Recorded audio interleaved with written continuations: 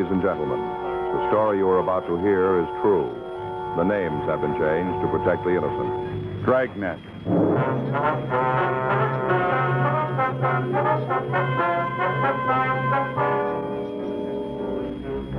You're a detective sergeant. You're assigned to robbery detail. You get a call from the Georgia Street Hospital. A woman has been brought in to receive emergency treatment.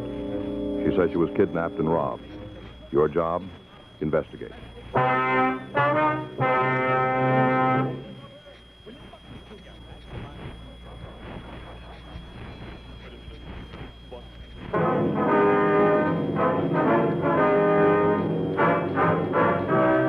Dragnet, the documented drama of an actual crime. For the next 30 minutes, in cooperation with the Los Angeles Police Department, you will travel step by step on the side of the law through an actual case transcribed from official police files. From beginning to end, from crime to punishment, Dragnet is the story of your police force in action.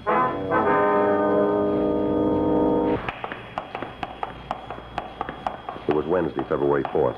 It was cool in Los Angeles. We were working the night watch out of robbery detail. My partner's Frank Smith. The boss is Chief of Detectives Thad Brown. My name's Friday. We were on our way out from the office, and it was 8:32 when we got to Georgia Street Hospital, the treatment room. Dr. Hall? Oh, hi, Frank. Be right with you. Excuse me. Certainly, Doctor. Hi. Hi, Doctor. Is that the Alston woman? Yeah. How is she? Bruise about the face, not too serious. You can leave when you finish with her. Good. Can we go in now? Sure, let me know when you're through with her. All right, thanks, Doc.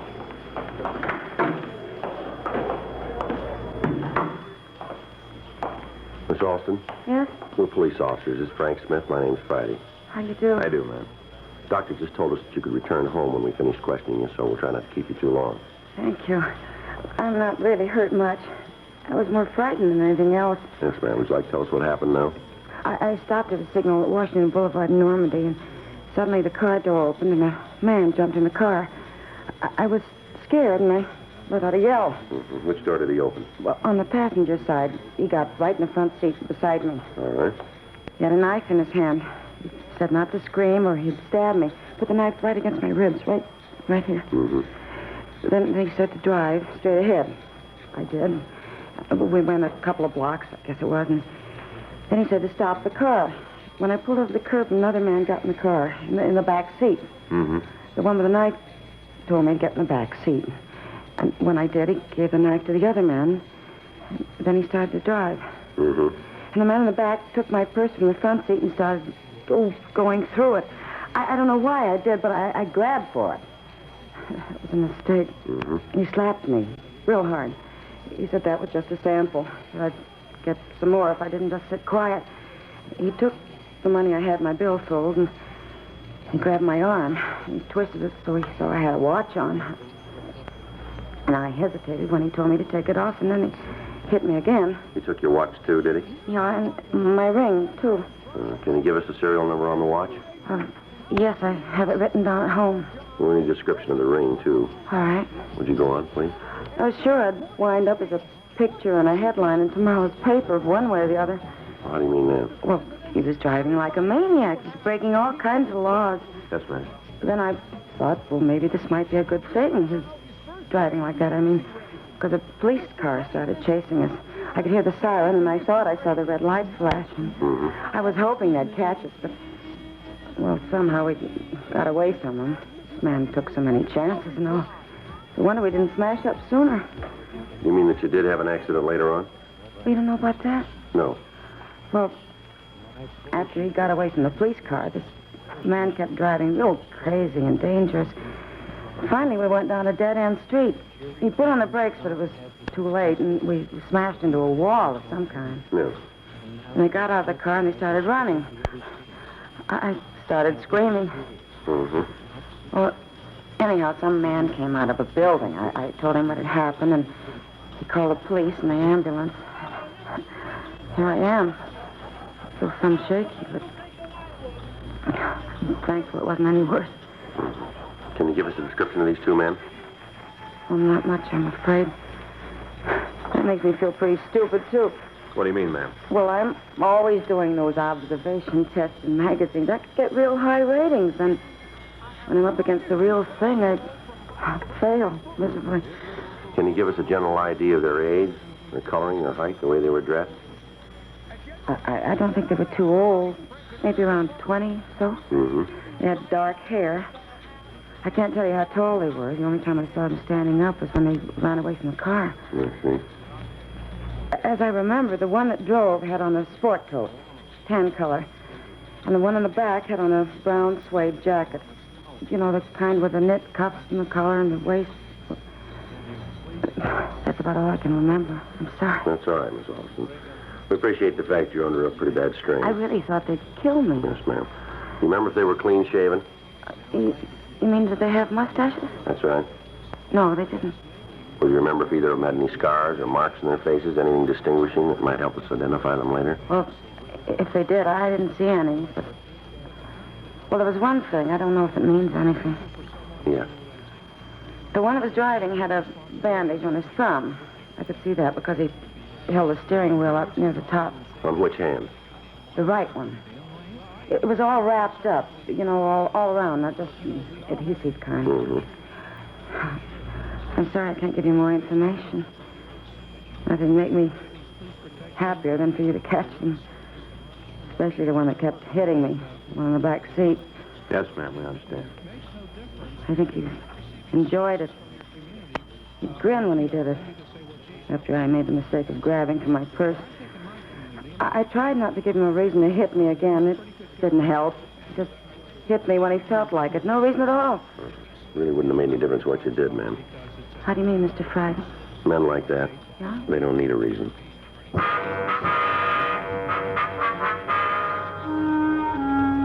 We continued to question Gwen Alston, but she could add nothing further that would aid us in identifying the suspect. She did give us a description of the ring. She said she would call and give us the serial number of her watch. She couldn't tell us anything about the knife used to intimidate her other than the fact that it had a blade about 6 inches long. We asked her to come down to the city hall and check the mug books. Dr. Hall released the victim and she returned home in the company of her brother. The radio unit that had answered the call had gotten out a local broadcast on the 2 suspects. They impounded the victim's car and it had been moved to the official police garage.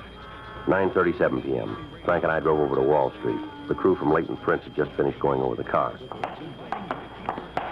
Hi, Joe. Frank. All right, Harlan, how are you? You fellas draw this one? Yeah. You going to give us some help this time? Yeah, just finishing. Doesn't look too good. Yeah? Got a couple of partials, nothing real clean. Well, what we got from the victim, it looks like we got our work cut out for us on this. What do you mean, Joe? Well, all she could give us in the way of a description would fit any number of guys. I see. Well, we got something out of the back seat that might be of some use to you. What's that, Harlan? I got it right here in an envelope. There you are, Joe. What's this? Well, that aluminum container has some corneal lenses in it. What do you mean? Eyeglasses. You know, the kind that fit right in the eye. Oh, where'd you find them? In the back seat, right on top of the cushion. Well, might be something we'll have to check with the Alston woman, see if they belong to her or anybody in her family. Yeah. What is this case, Joe? Kidnapping robbery. How many suspects? 2. One woman in the car? Yeah. Hurt her at all? Yeah, beat her up a little. Huh. Real He-Man, huh? I sure wish I had more for you fellas to go on. Yeah, Harlan, we don't have much, but at least we know something. What's that, Joe? When we reach these 2, Yeah. they won't give us any fight. We went back to the office and called Gwen Alston. She told us the corneal lenses found in her car did not belong to her or to any member of her immediate family. She also gave us the serial number on her watch. We took the container over to the crime lab. Ray Pinker said because of the facets on the lenses, he thought it was a type made by the Stimson Company. The next morning, we drove out to their shop. We talked to George Dudley. We showed him the lenses. Yes, that's our lens. You can tell quite easily when you hold it up to the light. See those little facets? Mm-hmm. Where is it? Oh, yeah. Could you tell us who these were made for, Dudley? Well, I can give you the name of the optician. Appreciate it if you could. I'll have to check our files. Shouldn't take too long. All right, sir. Ordinarily, we'd have to check lens power, diameter, and radius curvature. Yes, sir. But this is a special type lens. That's so? It's used to correct the condition of the eye known as keratoconus. What's that, sir? A conical cornea. Oh. We don't make too many of them. Excuse me, I'll get the name of the optician for you. All right, fine. Pretty good deal, huh? Yeah. I know a fellow who wears them. Says he used to hate to get a haircut, but not anymore. All right? Yeah, with these glasses on these eyes, now he can get his haircut and still read the magazine. I found it for you. That's good. These were made for John L. Roberts. Just a minute, sir. I'd like to write that down. Okay, go ahead, please. John L. Roberts, 439 Camden Drive, Beverly Hills. Thank you, sir. Got it? Yes, sir. This is the optician that sent in the prescription, huh? That's right. All right, fine. Thanks for your cooperation, Dudley. Not at all. I always get a kick out of helping you fellas. Yes, sir. A lot of steps to solve a crime, aren't there? Quite a few, yeah. Sure hope I've given you a little something. You have? A lot of steps. Yes, sir. You helped us make the first one.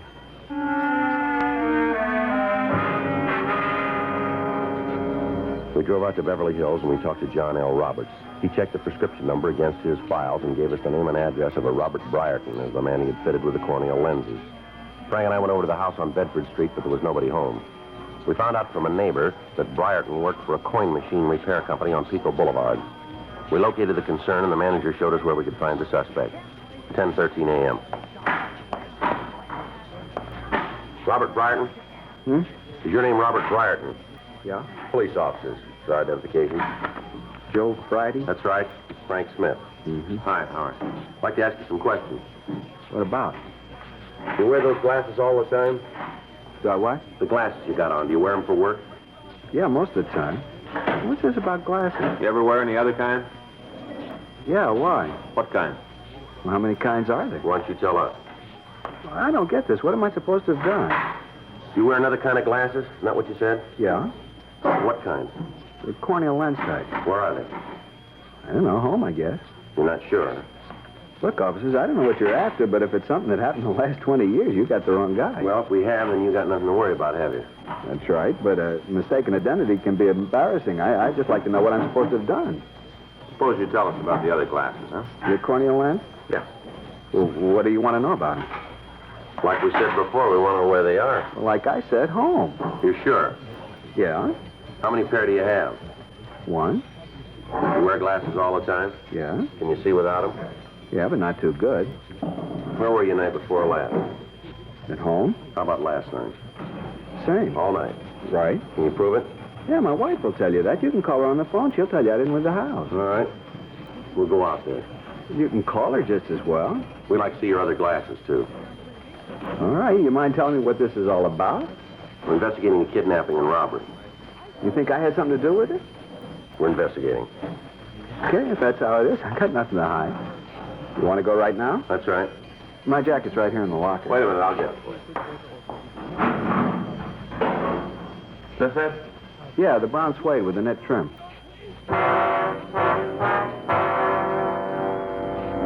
We took Robert Brierton with us and we drove out to his home. On the way, he continued to deny any knowledge of the crime. Because the victim, Gwen Alston, had been unable to furnish us with much of a description of the suspects, it was difficult to determine whether or not Brierton was one of the men. He had dark hair. He was in his early 20s. The suede jacket he wore checked out. 11:07 a.m. Anna? Anna? Guess you didn't hear. It's all right. We'll wait for her. Now, I've been trying to make up my mind whether I should be mad or not. I know you're only doing what you have to, so I guess there's no need to get overheated, but I'll say it again, you got the wrong guy. Well, if we're wrong, we'll admit it. Just hope this doesn't put me in bad down at work. No need for it, too, if you're innocent. I suppose so. You want to sit down? I don't know just when my wife will get back. If you don't mind, we'd like to see your other glasses now. Oh, sure, I'll get them for you. Where are they? Well, I usually keep them on the bedroom dresser when I'm not using them. All right, we'll go with you, all right? Sure. Hope she made the bed. She's a pretty good housekeeper, but sometimes she gets a little sloppy about it. Yeah. I swear they were right here on the dresser. Yeah. I haven't had them too long. I switch off with these that I'm wearing. Did you wear them yesterday? Yeah, but then they should still be on the dresser. I don't know where they could be. Well, maybe we can help you. What do you mean? Who's back there? Anna? What are you doing home? Honey, these are police officers. This is my wife. I do. How you doing, man? What are they doing here? We'd like to talk to you, Miss Brierton. About what? Now, don't worry, dear. But what's it all about? Would you like to step out in the other room, please? It's all right, dear. I don't understand this. Listen, Boo. Can you tell us where your husband was Tuesday night? He was home with me. How about last night? He was here all evening. You sure? Yes, he came home from work and stayed in all evening. Okay. What is it? Police business. You think Robert had something to do with it? Yes, we do. When did this happen? Last night. I told you he was home all evening. That may be true, but these corneal lenses were found in the victim's car. They belong to Robert? That's what his optician told us, yes. It's all wrong. Well, the victim was beaten by a man who wore a jacket, brown suede with knit trim. That's the kind your husband owns, you know. But he wasn't out of the house, I tell you. I'm afraid we'll have to take him downtown. No, he didn't do it. I know it. I'm sorry, Miss Bratton. These are your husband's lenses. They were found in the victim's car. But he was with me all evening. That may be, but we're going to have to hold him. No, he didn't do it. It was Gordon. Gordon, who? I let him wear Robert's jacket last night. Well, who's Gordon? My brother.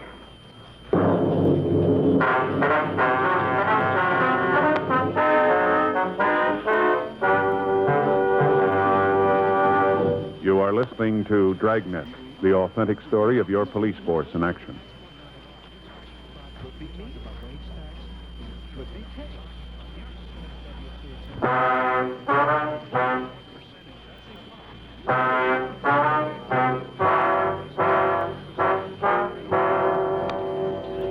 Mrs. Briarton went on to explain that she let her younger brother take the suede jacket the previous night.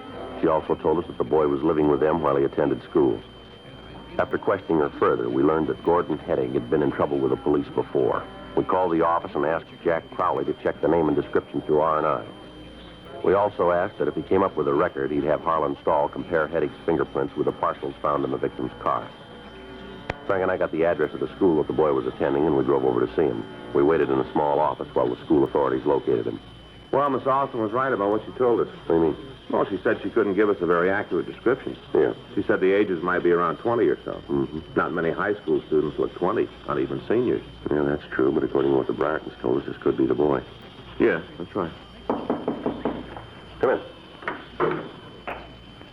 Come on in, son. Close the door. You Gordon Heading? Yeah. Police officers, Heading. What do you want me to do? Stand at attention? I told you once to come on in. Now come on over here. Sure, but remember where you are. These ain't soundproof walls. I don't play tough with us, son. Sit down. Always the orders. Always tell you guys what to do. Sit down, stand up. You're all the same. But get off a guy. All right, back. now just keep still. I'm sitting in school trying to learn something. You got to come around and jerk me out of class. Why don't you wait until General Assembly? It's the whole school in on it. You don't care what you do to a guy's reputation. That's what you think, is it? Yeah. Now, listen, son, we never heard of you before today, but we're finding out fast. The way we got it, you've gone way out of your way to make your own record, and you didn't do it in the classroom. And we've got a good reason to be here. If you're innocent, you won't have to worry about what anyone in this school thinks. You don't sell me, mister. We don't have to, son. If you're clean, it's like we never met you. But I'm going to put it right on the line for you. The way this thing shapes up right now, we think you already bought yourself another hunk of trouble. Figures. I'm made before I go in. That's where you're wrong, kid. Nobody's going to tag you with a bum beef. You give us the right answers, and like my partner said, we never met you. All right. What do you want from me? You can start by telling us what you did last night. I went to a show. Where? Downtown. What time? Oh, around 7, I guess. Who was with you? Nobody. I went by myself. What was the name of the theater? The Dorn. What'd you see? What pictures? Yeah. I don't remember right off. One was a Western. It was about spies. You're all by yourself. I said so, didn't I? What time did you get out of the show? Around 10, I guess. What'd you do then? Went home. What kind of clothes did you have on last night? What do you mean? What were you wearing? Oh, jacket, sports shirt, usual stuff. What kind of jacket? Suede. Belong to you? No, my brother-in-law. How'd you get out to Washington and Normandy? To where? Washington and Normandy. I told you I was downtown. Say, what is this? You tell us. You were in that car, weren't you? What car? The one you beat the woman in. Oh, you're crazy. Who was with you? I told you I was alone. What more do you The want? name of the person that was with you. I don't know what you're trying to tag me with, but you're not going to make it this time. I told you I was at a show by myself. How do you think you can prove I wasn't? We found the lenses you lost in the jacket pocket. Boy, this gets wilder all the time. I was sitting in the show last night, that's it. In other words, you don't want to tell us about it, is that it? About the show. All right, Headache, you play it your way. It's going to take us a little longer, that's all. Same old story. Don't make any difference what I say. You know I got a record, so I'm guilty. Don't make any difference. Either way, I'm the pigeon. No, you're wrong. Not with us, Headache. Oh, come on. I just didn't fall off the Christmas tree. There's only one way we want you, Yeah? if you're wrong.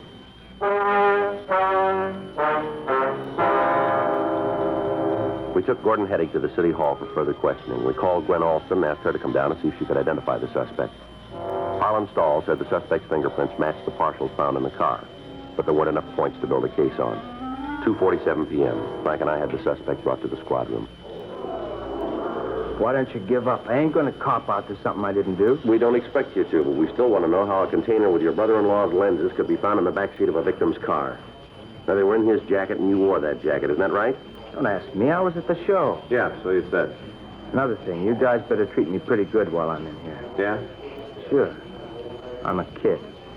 Don't forget it. Yeah, that's the way it reads in the books. For my money, that's as far as it goes. I told you once, we can put you in the back seat of that car. I get it. Robbery Friday. Right. Send her down, will you? Right away. Thank you. I'm going to tag the business office. I'll be right back. Okay, John. Miss Alston? Hello, Sergeant Friday. I got down as soon as I could. All right, fine. Have you got the man here? Well, we'd like you to tell us. We'll go down the hall here. Well, what do I have to do? Just look into this room. Tell me if you see the man that beat you up. Will I have to face him? No. We'll go around here. You can look through the door. Come on. All right. Now, right here. Now, do you see him? Well, what about it? Yes. That's him there.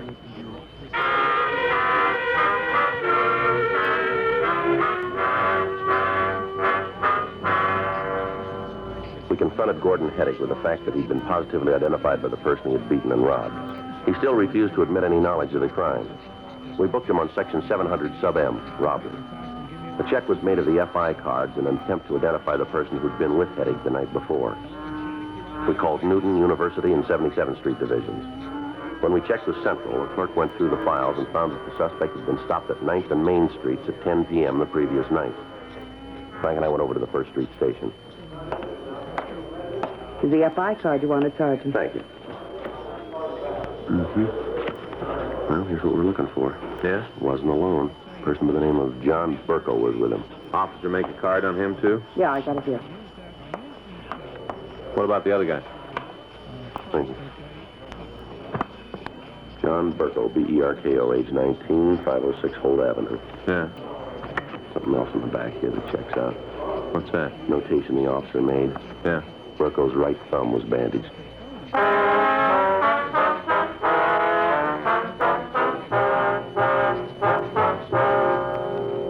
We went back to the office and ran the name John Burko through R&I. We found a package for him that showed several arrests as a juvenile and one as an adult for suspicion of ADW. Gwen Alston was shown his mug shot, and she identified him as the other suspect. We drove out to his address on Holt Street. It was a boarding house. The owner admitted us to his room. We waited. 4 hours went by. 8:19 p.m.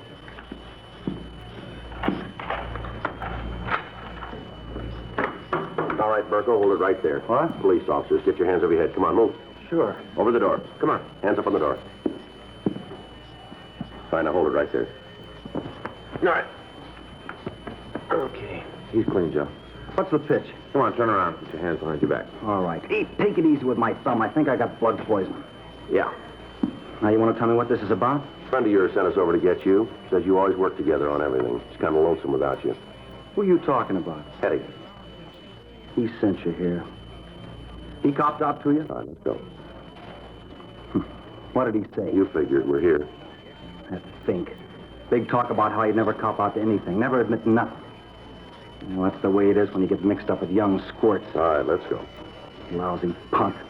Suppose you know how he beat up that woman. Yep. Should have heard him afterwards, laughing about how he hit her. Should have figured he'd cop out if he got nailed. No guts. Got to beat up on women. No guts at all. Well, that's real funny, isn't it? What's that? We just talked to him. Yeah? He said the same things about you.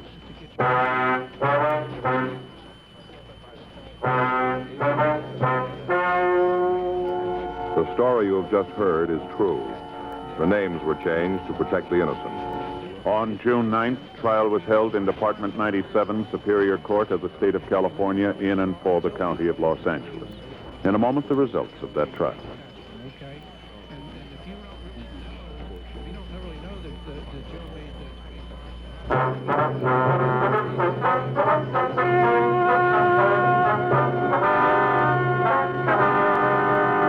A petition was filed on Gordon Heddick, alleging one count of robbery and kidnapping. He was declared unfit as a juvenile and ordered to be tried in Superior Court.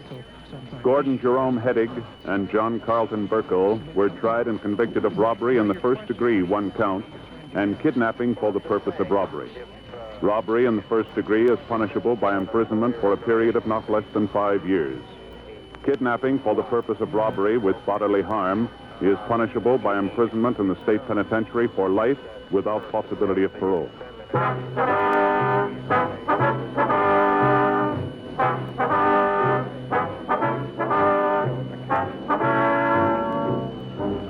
You have just heard Dragnet, a series of authentic cases from official files. Technical advice comes from the Office of Chief of Police W.H. Parker, Los Angeles Police Department.